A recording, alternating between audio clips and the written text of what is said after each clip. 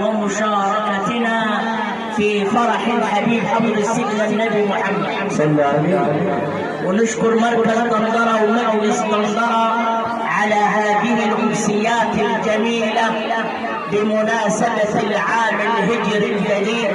نشكرهم واحدا وراء الآخر، ونشكر العنصر النسائي بالذات والقائمين على الأوبريت.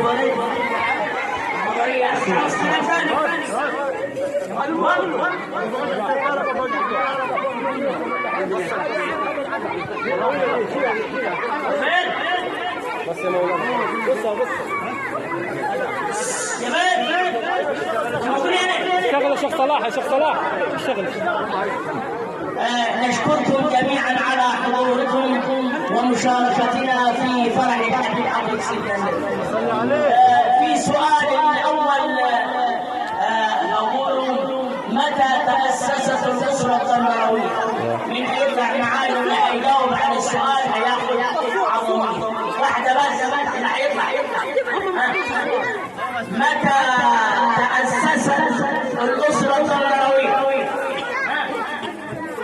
في واحد عارف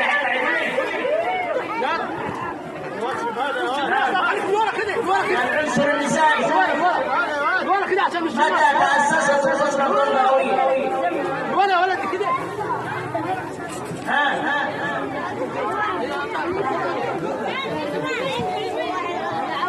العنصر النسائي. متى تأسست الأسرة الطنطاوية؟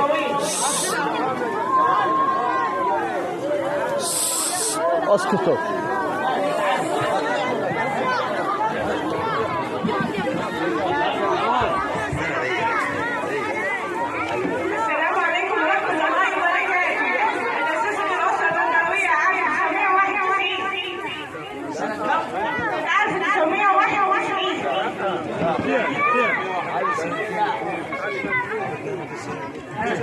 من تاني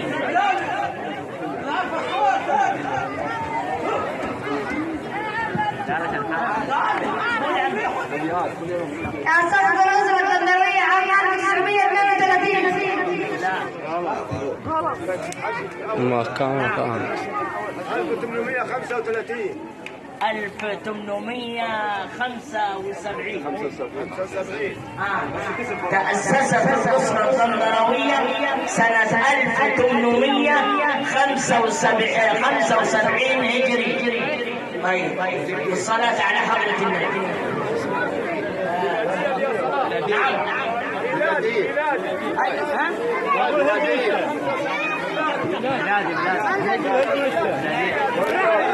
مولانا بعد اذنك مين ده؟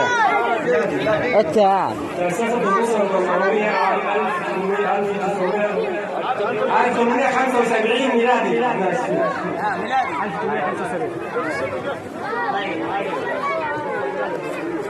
خذ يا أخينا اديها أخينا أبو مصطفى.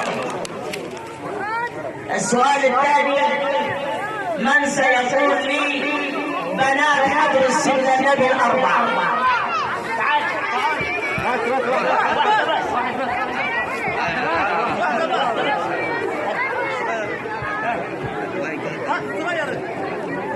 تعال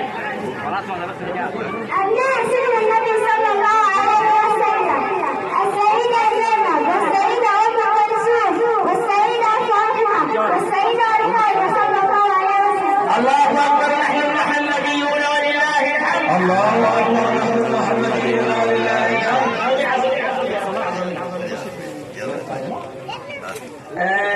قال من سيقول لي أبناء حضرة النبي من الذكور؟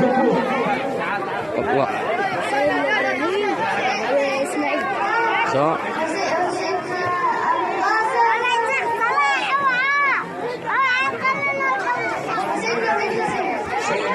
قلت مين وين؟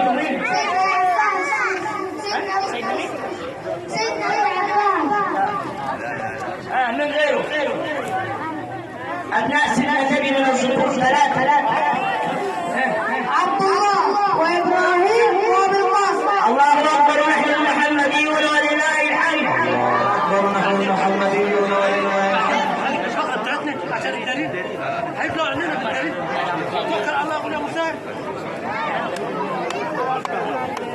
صلى الله عليه وسلم.